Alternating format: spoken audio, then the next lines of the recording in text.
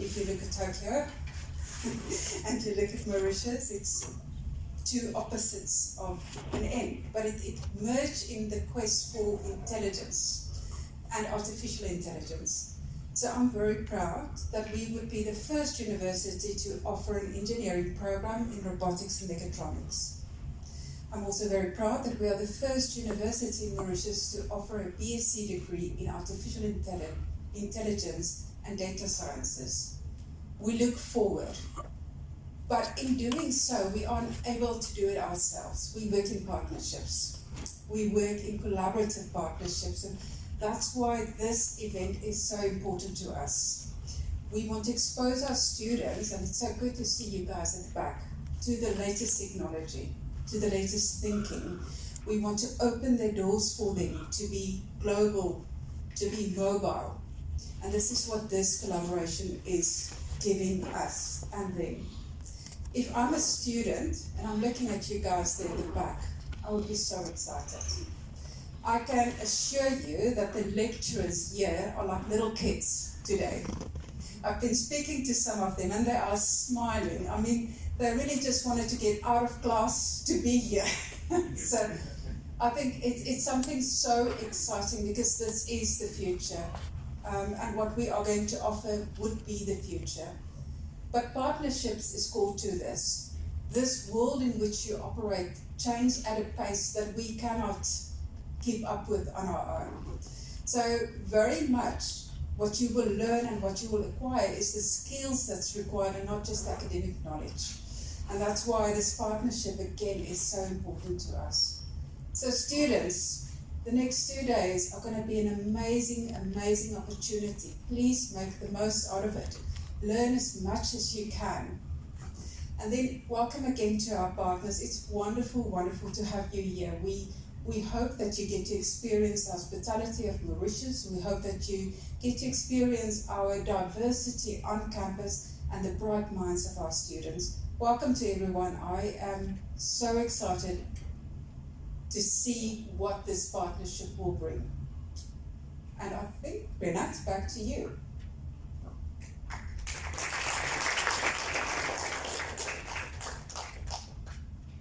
Thank you, Marie, for this warm welcome, for those inspiring words, and for always steering us towards new possibilities.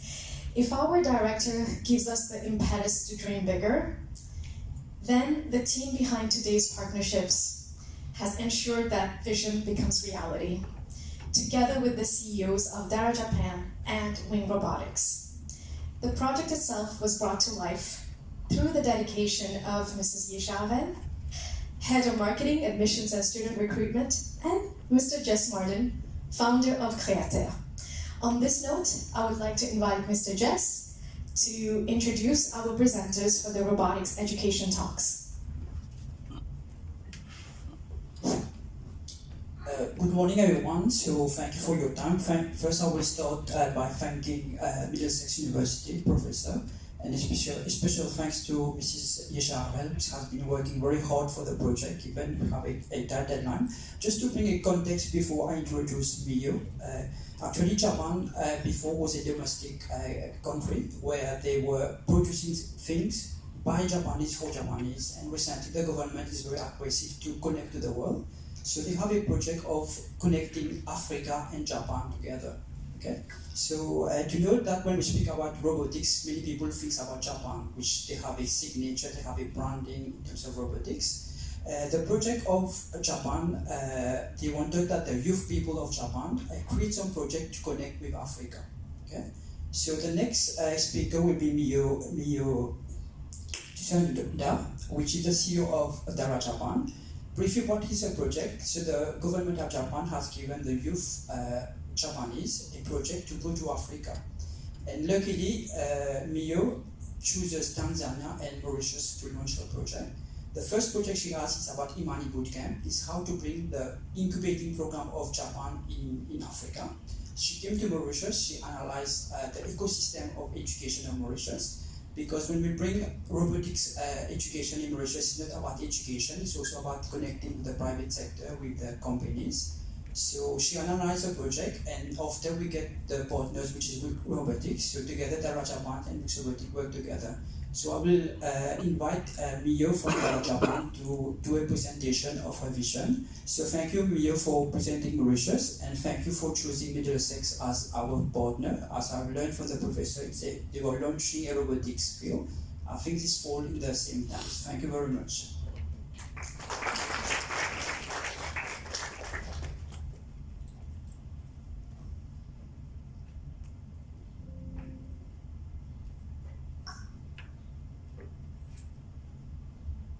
Okay, hello, good morning, everyone.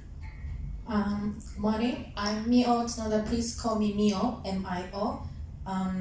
First of all, I'm really appreciate that this opportunity to happen, project in between Japan and Mauritius. So today I'll introduce about our project at first, why we choose Mauritius, and what contents including this whole Takumi Robotics Week. So first of all, I want to introduce my company, Dara Japan. Actually, Dara Japan is focused on developing countries, especially African continent.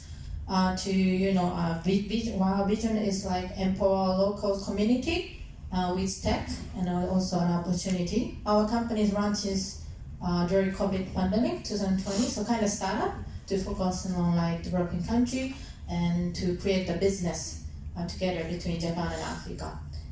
So transforming life with technology and opportunity, this is our mission.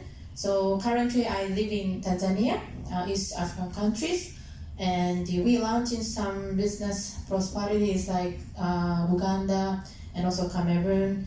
And then we come to the Mauritius to research last year actually. I visited almost six times. Yeah, this time is going to be 6 times to visit Mauritius.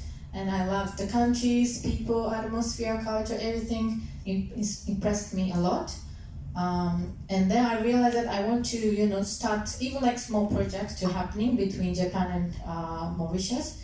As Mr. just mentioned, Japanese companies always seek an opportunity to expand a business overseas, especially in Africa, these Indian Oceans, but it's really hard. Some requirements really hard to expand a business, like language barrier, and also we are a very domestic country. So I want to become a bridge between Japan and Africa to expand and collaborate business side. That's why Daraja means bridge in Swahili, and Japan I connected the company. That's how we started the company. Yeah, so now we are focusing on human resource training and development. Especially not only providing education, but also job creation and skill development. Because now Japan is facing a shortage of the employment, especially IT, AI, mechanic sectors. Because I think it's same social issues we have Mauritius and Japan. We also facing super aging society. Yeah, we have less youth living in Japan. So yeah, we want to connect, especially not only training but also job creation. If someone want to work or internship, you want experience in Japan, we are really happy to support them and collaborate each other. That's what we do. And also our plan is as Dara Japan, we not only global IT services, human resource services. We want to launch some business collaboration, but not only company to company to the business, even the university to university, we want to collaborate. And so here, Mauritius is, I think, comparing to other African country, education system is well developed, organized, and I think it's gonna be the beginning step to launching a business, a collaboration together. And so I'm happy to collaborate with Middlesex University this time. We chose this university to make it something happen in Mauritius. It's a really honor to do this. Yeah. So this time we want to create some human resource training, especially we launched as Dara Japan. OJT system, experience oriented system we include. It's called Imani Hacking. Please go next slide. Sorry. Yeah, this focus on IT training development and also employment support project we including for use in Africa continent. So we got selected some government project, even like this project supported by METI, Ministry of Economy, Trade and Industry. They support our project. Our boot camp is here is a program module contents, video, mentoring, lecture session. During the boot camp, it's gonna be 3 or 6 months is to take to complete. But making project, building IT product, especially software things, we also provide opportunity to get job to connect, especially like ITs, AI services, blockchain services. We create some project during the boot camp, and then students doing a final presentation to get certificate. That's our module, we doing this. And as I mentioned, especially like most of the African continent is lack of job opportunity. That's why we create like kind of employment assistance system as professional skill and etiquette, so that most of people can get like human beings skills. That's in longest term learning projects is that together between Africa and Japan. Yeah, that's our module. So this also including like robotics project, but our bootcamp is not only robotics, full stack engineer, AI, human artificial intelligence courses, also web design courses. Yeah, we have. And after graduate our bootcamp, there's like interview, and also if someone want to work in Japan, we supporting like visa. Yeah, that's what I want to have the scheme. And here maybe I'll have a session of the Kaizen session for just 40 minutes later on, but we always prioritize this session if someone want to work in Japan. There is 5S, then philosophy, business, sample, yoshi, principle. These are very important to learn as a local entrepreneur and also students to launch some project between Japan and Africa. Yeah, that's how we have a module. And lastly, I want to mention about our scheme is like we collaborate with municipality in Japan. Oh, sorry, thank you. Yeah, so as I mentioned, Africa is like many youth already like have a lot of potential. It's very talented, but Japan is the shortage of IT, AI sectors. Most of the company need to like transformation, especially IT sector. And now we contract with one of the municipalities in Kyushu area. Maybe someone knows about Fukuoka, Nagasaki, and this area is lack of also shortage of IT people. So that if people join our scheme or the program, we can connect to those area to live in Japan, support language program, Japanese language program, and also if we can support to find companies to work on site. Yeah, so we collaborate with this kind of municipality in Japan. That's also our scheme included. Yeah, so now we Tanzania, Uganda, yeah, it's all like East Africa, West Africa. It's partially, we also collaborate with Asian country, but now I'm so excited to launch some business here in Mauritius, especially Mauritius training with Middlesex University. So collaborator always have university, NGOs, companies, yeah, each sector have collaborate with Japan. So this time I want to introduce this kind of scheme about investigation. The last year, we have this kind of scheme as human resource training with employment support system. But here I realized a little bit different scheme comparing to the African continents. Mauritius is very well developed about education and also human resource training already.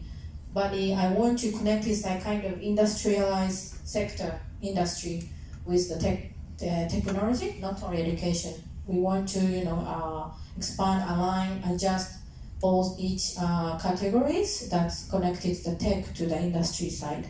That's why I want to launch this kind of scheme with robotics, so robotics and emerging technology for development. That's why we create the scheme. Yeah, so that's, yeah. So this time, robotics, emerging technology for development, we collaborated with robotics. There's an expert here of robot, and they selected of these robotics, arm robotics. And I think they explain later how it works as development, also industry area. but we selected to give this course robotics and also AI courses, so maybe people can enjoy for 2 days.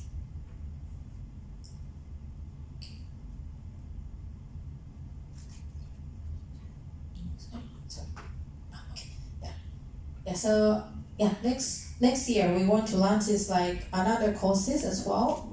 2026, 2027. We won't end this project this year. No, we think about this long-term collaboration for the 3 years, 5 years. Not only robotics, maybe AI, other technology courses. Yeah, so we will try to do make it social impact this year. It is mentally supported. Yeah, so this week we finally launched it. It is very hard to run to this kind of project. Actually, there's like communication, business development, but finally we reached here today with collaborate Middlesex University Mauritius. Thank you again. So we launched this like Takumi Robotics Japan Mauritius Week. This meaning about Takumi. Maybe I heard that Mauritius people knows about some Japanese word, not only greeting, like Muda, Kaizen stuff, but Takumi, please remembering about this word today. Takumi means like the dictionary, like precision, dedication, and mastery. There's meaning of Japanese spirit of craftsmanship. Yeah. Oh, sorry. Yeah, and then our aspiration is coming from AI education. With Takumi, everything is connected like this as craftsmanship spirit, so that we can create like a more specific and more authentic one people can do is learn together. So that's how we learn this time.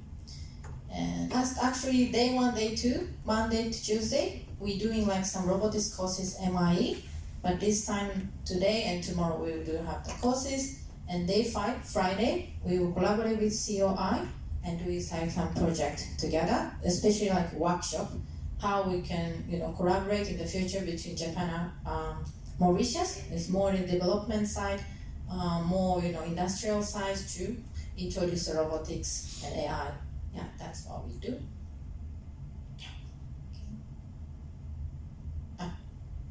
Second, yeah. Yes. So yeah, thank you for introduce our Takumi Robotics Week. I think it's gonna be like a lot of opportunity to give in a project together. So please enjoy, and hope you can as partnership together in the future. Yeah, thank you so much.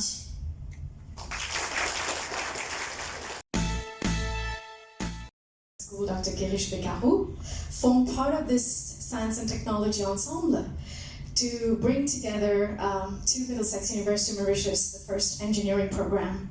So let's put our hands together for Mr. Nivedisa.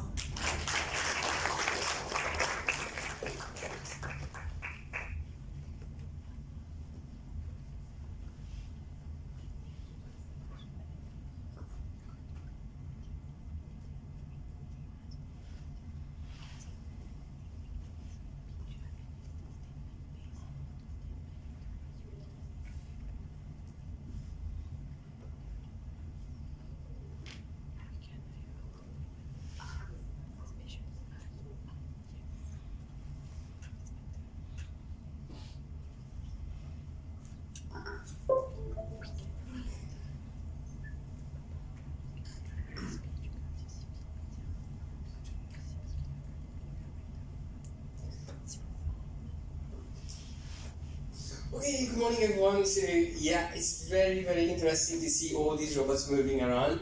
I'm sure, I feel that my students were a bit shy to talk about the robots that they are doing right now. I'm sure that there would be very interesting to have these kind of robots for your project guys, right? Do you want to change these robots to use these robots for your projects right now? The programming was simple, right? Yeah. So, yes. So we are not going to use Scratch programming for our coursework, but for these kind of robots, as you have seen, it's very interesting. So it's simple. It's quite simple, and you have seen numbers. I'm going to give you some more numbers, and then we're going to try to see how we came with the idea that okay, we need to have engineering programs, PNG, and how the university is supporting that. How in the world where right now we need robotics robotics is very important. How we are promoting that in the African region and also globally. Okay. So the future of robotics at Middlesex University. So I would start with again numbers. So this is, yes, we have to understand, okay, that's the huge change that we are having. So this is from Statistica that we have been able to get, okay, what was the numbers, where we are, and where we project to be. So this is a field to be right now because we have a lot of interest in robotics. If you think about it right now, at your place, you have seen a lot of robots. Think simple things. We have nowadays, we have vacuum cleaners, robotics. Students that are doing robotics course right now, you know about it. I feel that if I give you a coursework, I'm not going to give you that, but if I give you a coursework to tell you, okay, you have to design that, it's quite simple. Navigation, you have done that. You are doing that right now. Vacuum cleaner, that's just a simple vacuum that you have to switch on, switch off whenever is required. Machine vision, you have done that. So that's what it is. So this is the field that we are right now. We have other things. Dispensing. I was talking to my colleague. We can use this for dispensing of drinks. So yes, I'll let you think about examples where we can use that. But yes, these are the things that we are using robotics. Robotics is not only about these traditional robots, also about, for example, machine vision use cases. It can be, for example, traffic light, small traffic lights. We have been in a lot of situation whereby you see the road is empty, but you're still stopped by a red light. But if it was machine vision was being used, you could have just gone. So basically, efficient use of the road. So think about all these applications. It's not only about the design, the mechanical part, the hardware. It's also about all these applications as well. So next time, could you look at it? So the trend right now, so expected trend is this 61.7 million robots installed globally by 2028. I'm sure some of them are going to be yours. So that's driven by automation. We are seeing that a lot. AI-powered robots. Of course, AI and robotics goes hand with hand together. I know some of my students are using AI to program it, but that's not the AI that we're looking here. So that's the AI side whereby we're using machine vision. For example, sometimes we're using big data. We're using data to be able image to be able to, for example, do classification and everything. So that's the AI part. E-commerce and logistic growth. I don't know if you have seen Amazon or even eBay, AliExpress, Temu. So all these are, they use robots to be able to do all these logistics, to be able to give you your goods on time. They have to use this kind of technologies. And finally, labor shortage. There's a lot of time when we say, okay, yes, it's going to perhaps take my job. There's going to be a shortage of people they are not going to be replaced by robots. Not really. Right now we have a big problem. We have a big problem because today, if you think about it, let's take the example of Mauritius. Agriculture. There's a huge demand. Because today agriculture, the youth does not want to get into agriculture. At least not the traditional way. If I give them a smart system, I tell them, you have a smart, for example, greenhouse. Yes, I can get into that. If now I tell them, you have to start digging on your own, they're not going to get into that. That's why this is where robotics is going to help you. You don't need to, yes, you can start working for big companies, but you can contribute at that small scale. Create that company, start doing robotics, get the information, get the technology, get the understanding, starting your business. Here in Mauritius, in Africa, all around the world. Food is not a sector that's going to have a decrease in demand. I'm sure about that. At least at 12 we are going to see that. But yes. So we have two main sectors, industrial robotics and service robotics. So these are the different fields that we have seen: commercial use, consumer use. Here the industry, so basically the industry robots use this kind of robots, traditional, whereby you have this kind of robots, as they have mentioned, very good demonstration. We have seen the examples of the uses. Some of the uses whereby you can collaborate with the robots, work together with them, and some of them whereby you have to put drills, so basically you limit access. So these type of robots are the industrial part whereby, yes, we have a demand there as well, because we have to automate all these production lines. At the same time, we have these medical robots.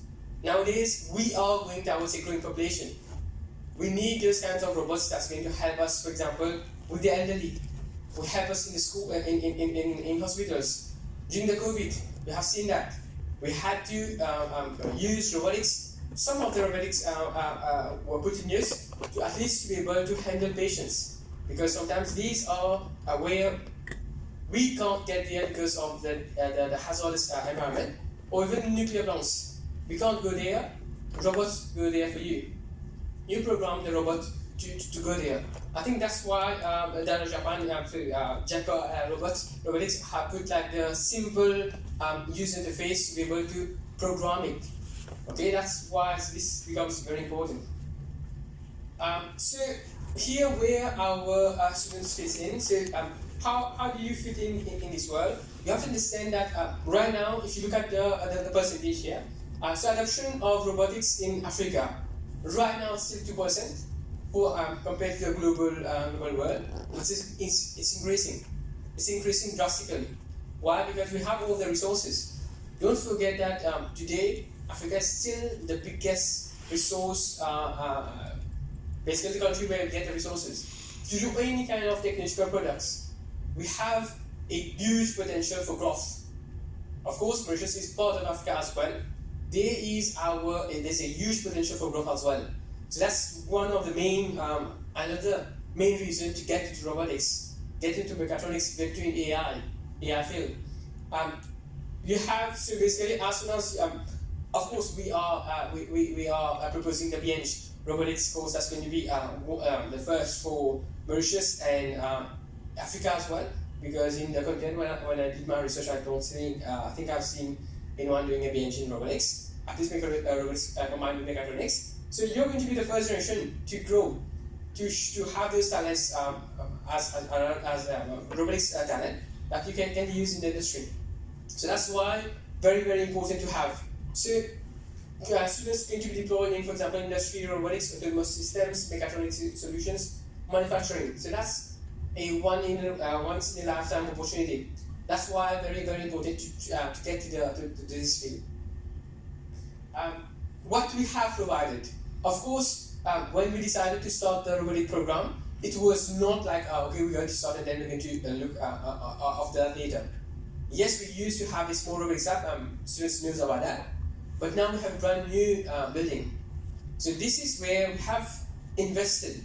We knew, the campus director, the whole team knew that, okay, we have to invest, because this is not like a normal course whereby just simulation or on paper. You have to get equipment. The equipment is costly. We have tried our best to give you the best equipment possible.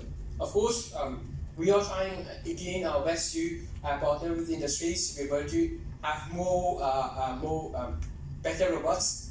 But yes, it's coming.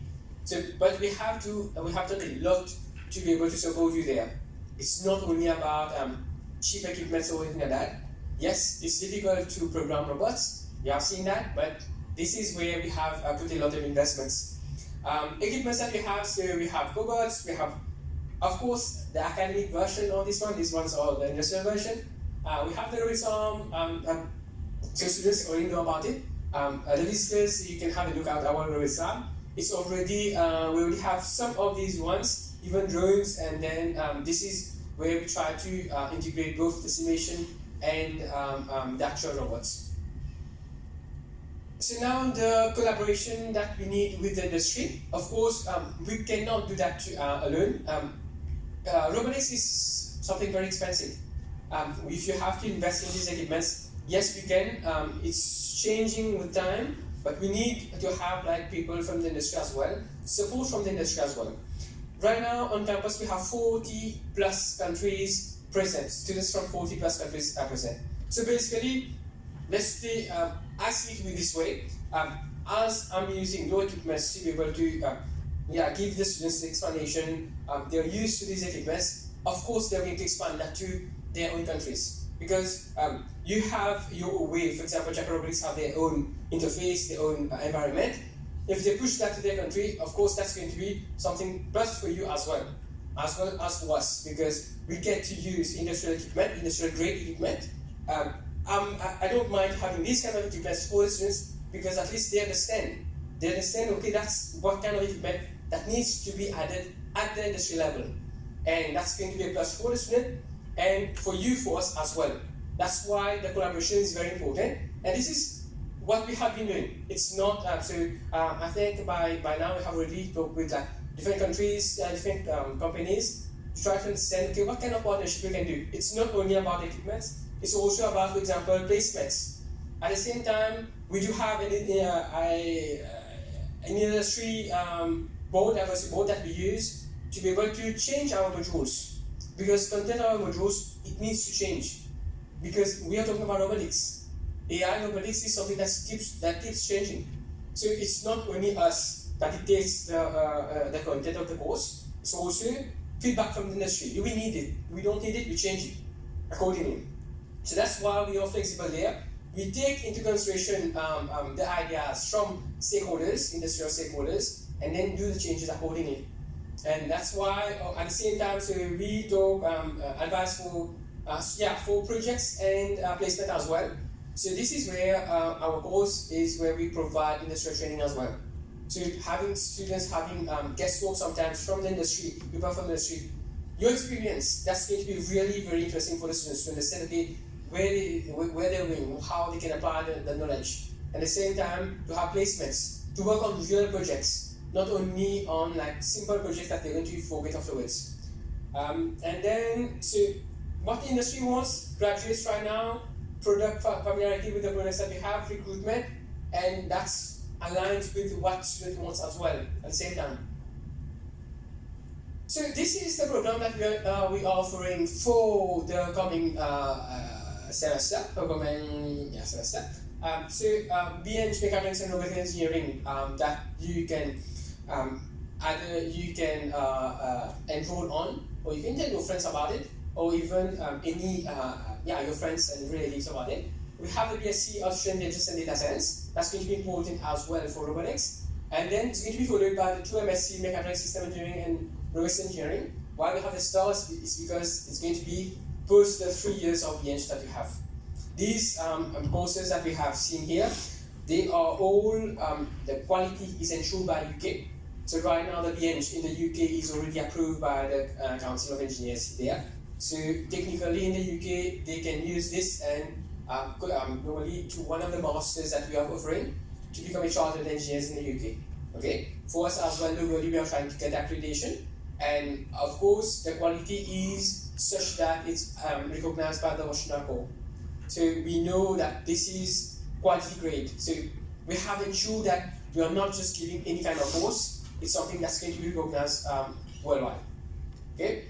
So then I think that's. So it's not only the technology, it's going to be the future of workforce, it's going to be the future of the industry and the economy, and I believe that together with the industry, together with the help of the companies of the different industries, we can do really great things together.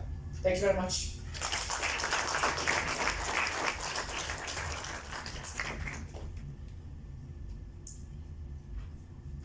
Nived, thank you so much for the presentation. I think, I was like, I felt a little bit like a student in his class, and I wanted to know more, right? I can enroll. No, enough. I'm questioning enough of what's going on in my life before but yeah, I was just thinking, right? You were talking about all these possibilities. I think what was really great was the application of where it can fit in, and I feel like it's fitting in everywhere. Imagine I did not have traffic when I'm coming from the north all the way to Flickoflack. Oh my gosh, right? I didn't even think of that. And I did want to mention, when I'm looking at the group of students here, I think I'm super excited there are so many girls as well, I have to say, because when I was thinking of robotics and engineering, I'm kind of like, it's not traditionally something that women think about. But then, when I see how easy it is to program, how easy it is to understand, it's actually quite fascinating. So it's incredible that it's accessible to everyone, including girls, and I have to give a shout out to my niece who's sitting right there. I cannot imagine that, these kids that we saw growing up, now they're kind of enrolling in programs that we could not even think about a few years ago. So thank you for bringing this to Middlesex University. Now I'm gonna call my co-presenter, Mr. Jess Martin, to introduce the next presentation. Thank you very much. So thank you for your attention. I like the energy of your lecturer. So I see the energy of encouraging student and his factual. And it's true that Japan is actually produce 38% of the robotics that is being distributed in the world. So which means, and also there's a big need in terms of software for robotics in Africa. So now we will leave Japan for some moment. We will go to Singapore. So I would like to introduce you to Dr. Sam Ben. Okay, so he has multiple profile. Firstly, he has a PhD in cognitive science from the University of Wisconsin-Madison in USA. And second, he is also in neuroscience, psychology, and linguistics. And also, he has a bachelor in electronic engineering from the University of Western Africa. Has 15 years engaged in AI science at the National University of Singapore. So he has lots of profile. If I talk, it can be 10 minutes. What interests Dr. Sam Ben for us is about Silicon Valley. Okay, everyone when we speak about technology, we think about it. When we think about Elon Musk or Mark Zuckerberg, everyone has some link with Silicon Valley. What is interesting is like 10 years ago, he has a company in Silicon Valley. Okay. So why we bring it here, we want to make you have the feeling of Silicon Valley, because when you're a student, you can go to work in a company, but after you can be an entrepreneur. So we want him to give you this flavor of Silicon Valley. And second, he's a member of ISTOR. ISTOR is like an association of professors. So every time you have big research, for example, you want to do a research how AI is affecting the health of people. So you have a series of doctors who collaborate to research and to submit the paper. So he's part of AI. So I let Dr. Sam Ben, I'm bringing you to Singapore. So we have taken a flight from Japan. We're going to Singapore at the moment. So thank you. Thank you, Jess, for the introduction. Good morning, everyone. So today, what I'm going to talk about is not, the technology per se, because as you know, right, technology finally has to go to industry. You have to translate it, right? And I had this experience doing that. By the time, it was not AI. If you guys remember the .com period, I think some of you are too young to remember that. There's a period where people were exploring internet technology, and that was in the early 2000s. So I was very much involved in that. But the same business principle can be carried over to AI, and AI is now coming up. And I'm sure when you guys go out to work or to form your own company, some of these may be useful for you. So the .com boom, right? I think some of you might have heard of that. Was from 1995 to about 2000, right? And the stock market, everything just shot up like crazy. But then there was a bust, right? And everything just came down very drastically. But it was during that period I had this company called eBook Systems Incorporated. So as I mentioned, it's not AI technology, it's electronic book technology. Because at that time, AI is still not a viable technology. And we had offices in Singapore, in Silicon Valley, in Beijing, in Tokyo, and so on. And I was a founder and president for 11 years, from 1998 to 2009. And basically, we survived the .com bust, so we survived. So this is the overall map of where we were. We were headquarters was in Singapore here, and we have sales offices, subsidiary in Silicon Valley, in Tokyo, in Beijing, and also sales office in Germany. Now, what was the original idea? So every time you start a company, you must have something original, right? And at the time, right, when we founded the company, this is a long time ago. And now, right, PDF and Word are used by many people. But people are still printing out a lot of paper documents. So at the time I was thinking, is it because PDF and Word are not really conducive for reading, right? It's good for, of course, editing and file sharing and so on. So maybe the content is important.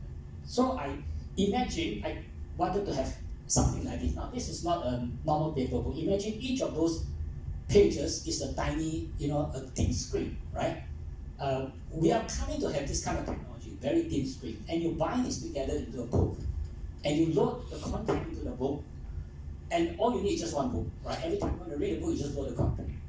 PDF file, the form, maybe it's not so conducive, maybe this is more conducive. So this is just an idea, right? But at the time, right, I couldn't, get hold of these paper thin screens to bind them together. So I was thinking, what if you simulate the paper book on screen, and then you can flip through it, because books have thickness. Of course, books have smell, but smell may not be that important, right? So I use existing technology to create a prototype, and I try to see if I can trigger a demo for you here.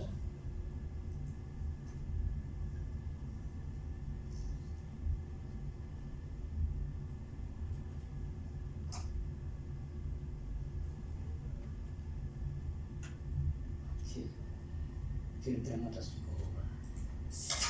Okay, it doesn't go over this. I forgot we have to do something to get this.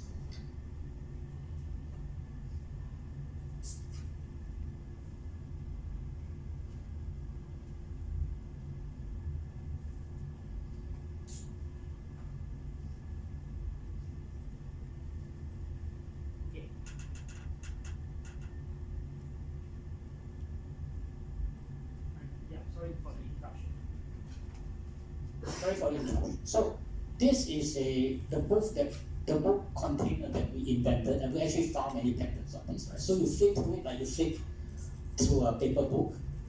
And what's the advantage? Because you see, Word document allows you to search, right? But sometimes you don't know the keyword for it. You need to look at the picture, right? So the cookbook is the best example, right? What do I want to cook today, right? It's meaningless to just search for the title or the word, but you want to look at the picture. And this technology allows you to pick up, compare, and contrast. For example, like, do I want to cook this? Do I want to cook this? Right? And you can pick up 4 pages. Maybe this is, I want to cook this and instead. So it is a very attractive interface, right? Now, of course, the next question you want to ask is,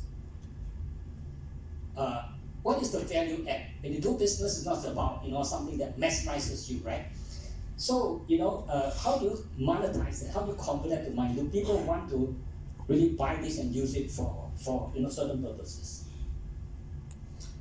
Now, there's one interesting observation at that time, which is that, when you go on the internet, right, and you see a very big usually internet ad tend to be in the banner form, small banner, because if you put a big piece of ad on the internet, people are irritated by it.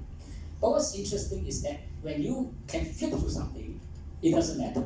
You look at all the magazines, like wedding magazine, right? 90% of the pages are pictures, right? And it doesn't really bother people. So this interface has an advantage. So we thought we can sell this to the magazine publishers and have them publish in this form electronically instead of the HTML form, which is very hard to insert big ads. So maybe that's value add. So we got investors interested, and then we tried to. I was in charge of the US market. My partner was in charge of the China market, and we worked with the Japan SoftBank company for the Japanese market. And the reason is very simple. We have this technology developed in Singapore, but our population is very small, right? At the time, it's only 4 million people. US has 275 million, right? And Africa too has billions of people. So the idea is that we have to go to the Silicon Valley, right? And it's where all the innovations are happening. US market is very big. At one time, we were selling $2 million worth of product per year in the US because there were 1,000 shops selling our product. And Singapore, we have one shop. And we're generating $2,000. We can barely pay the salary of the salesperson. And of course, the other market, China, and the other market also very big. So what's interesting is that about Silicon Valley is that whether you are somebody or nobody, you have to be there. Right? And so, we registered the company in Silicon Valley, and the idea is for branding. Because Americans are very biased. If you are having a product from overseas, they won't buy it. You have to say this is the US product, right? So we have to have a US office. So what you can see there is on the left side, my office is somewhere here in this building, in a town called Mountain View, and then just further down the road, that's Google, right? They're also in Mountain View. So big people, small people, they're all there. Now this arithmetic sounds very simple, right?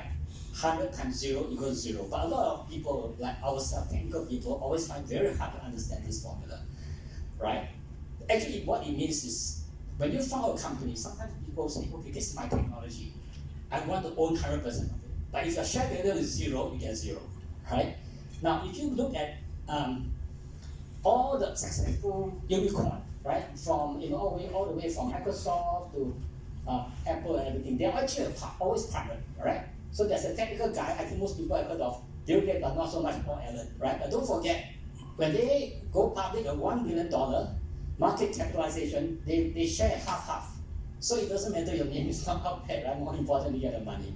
So Steve Jobs, Steve Wozniak, right? Everybody heard about Jerry Yang or Yahoo, but David Fido is hiding in the back. So on and so on, right? The only exceptions are this Masayoshi Son of SoftBank in Japan, he did it all alone. Eric Yuan of Zoom also did it all alone. But almost everybody has a bunch of partners. And then, they might be the face of the company. Oh yeah, of course, don't forget there's this, I want to highlight, the very big company now, Jensen Huang. Remember him, right? He's also got 2 technical partners there. Okay, so when you form a team, right, you have to get someone. And of course, I do things to get someone, you work with for a while, especially your good friend from childhood. Because you see, there's something called a people risk. People you don't know, you get together and work together, you will blow up the relationship. And venture capitalists actually look at that. They will say, oh, okay, you work. In fact, I went to talk to venture capitalists and they, my partner was my classmate. They say, oh, okay, you guys are classmates. Think that's a good thing, right? Of course, you may still borrow at the end, but at least you have a good start, right? So that's called people risk. Now, there's a host of risks, right? And people risk is not only partner, but also the technical team, the marketing team, and then there's market risk. Now, what is market risk? Because you see, if you're selling a car, right? The market is known, people need cars, but you're selling a new whatever flipping book, right? You still don't know whether there's a market for it. So this is the risk you have to take. And the consumers are very quirky. They may like you start to predict when they like something and when they do not like something.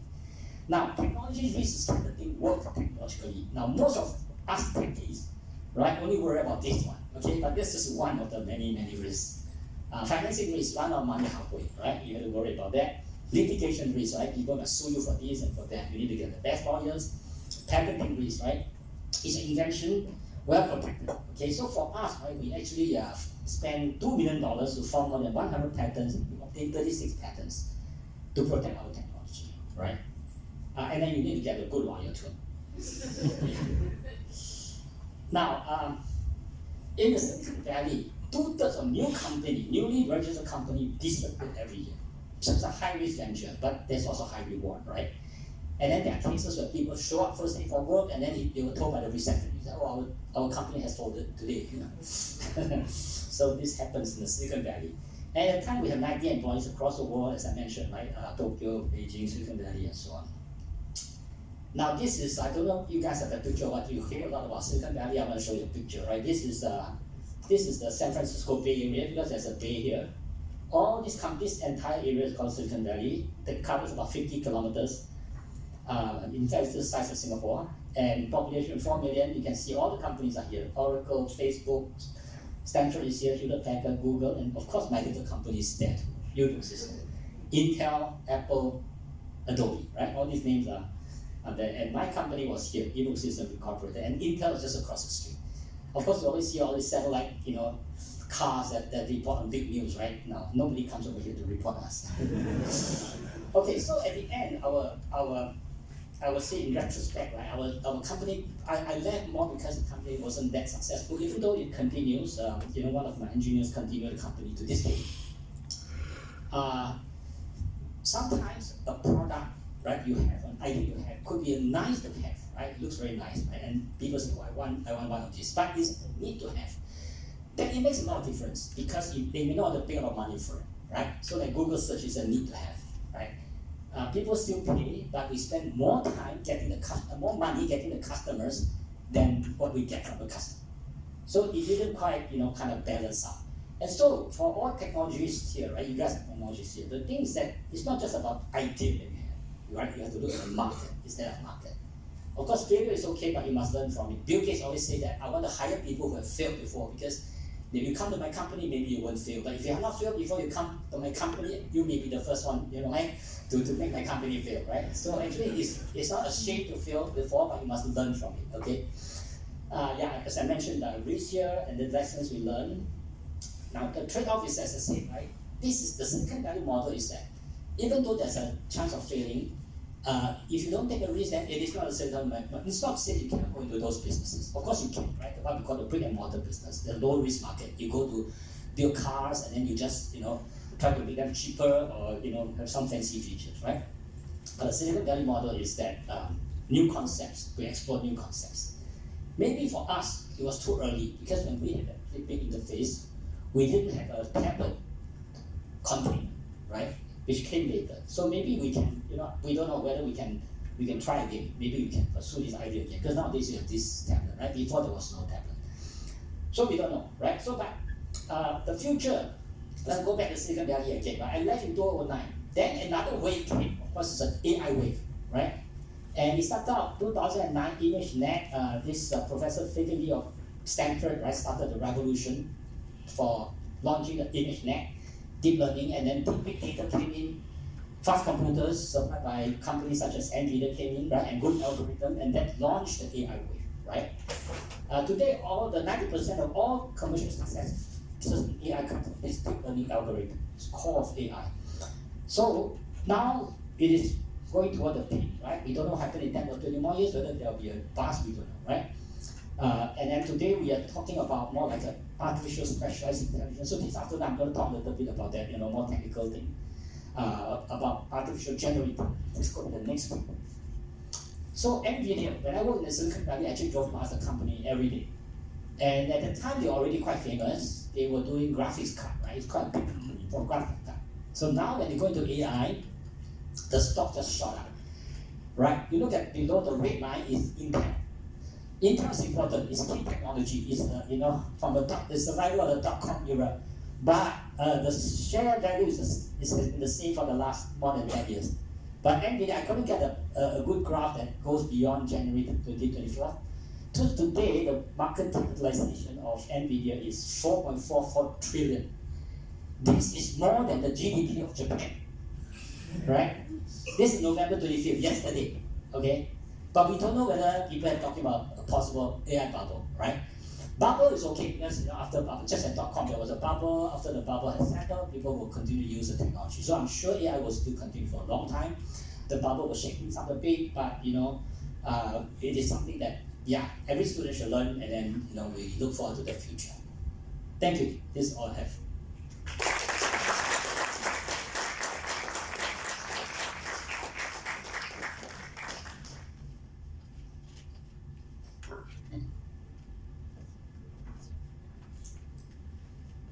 Wow, that was inspiring.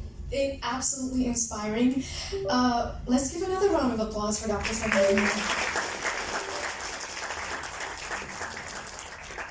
It's crazy. At the beginning of the session, I was thinking of moving to Japan. Now I'm thinking maybe Silicon Valley. Okay.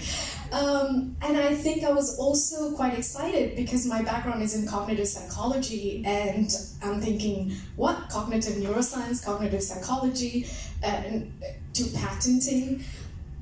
That's incredible. So not only your background, but also the fact that you're creating these ebooks. I don't know how many of you are fans. I am a Kindle reader, right? And I'm always thinking, well, at least I don't have to carry all the books. And I'm thinking maybe flipping the pages also helps with memory and retention, right? I know smell doesn't matter, but for book lovers, sometimes smell matters too. Maybe in the future, we can open the books and smell it. So, yeah, I know, it's crazy. But thank you, and thank you to all of our presenters. I think what I could tell from all of these presentations is that Japan has never hesitated in embracing technology, in having innovation, but they've also been very grounded and thoughtful in their philosophy. And I think Middlesex University Mauritius is a little bit similar in the sense that we also embrace technologies, but we always keep our students at heart. So we keep that kind of grounded philosophy about our students while still thinking ahead, bigger. So it makes sense that this collaboration will happen, that it's the beginning, and that we can see more of this happening. And as we've been looking at all of the technologies as well, I think I was impressed, but frankly a little bit scared as well. Like Professor Maurice said, at the speed that things are changing, and maybe I watched one too many science fiction movies, so I'm always thinking, oh, this could go all these other different ways. But thank you. I think I'm ending here with just the sense of possibility. What can happen? I have this very kind of, very specialized field, and I'm coming here and I'm thinking, ooh, maybe I can think of research to combine like psychology with technology and so on and so forth. So thank you to all our presenters, Dara Japan, Wing Robotics, Jaka Robotics, the engineers, the resource people, Middlesex University Mauritius, the whole team that worked to make this happen today. Under the guidance of Professor Marie Jensen van Rensburg, I think the team has also done an incredible job. We've been hearing this word all throughout, collaboration, partnership, and I think this cannot happen if we don't have these strong ties. We need different brains, different minds to make it all happen. So thank you to the team, thank you Yesha, and thank you to my co-presenter, Mr. Jess Martin, who you haven't seen it, but he has a little bit of a wicked sense of humor. And finally, I would like to introduce myself. My name is Prerna Bola. I am lecturing in psychology full-time, and it was an absolute pleasure moonlighting as your MC today. And don't worry, I don't analyze people as you're walking out, so you don't have to worry about that. But I think I leave here with a wealth of information. I hope you do too, and that it just opens up a broad spectrum of possibilities. So I'll take leave. I hope you enjoyed yourselves, and good luck for the workshops to come. There will be more to learn.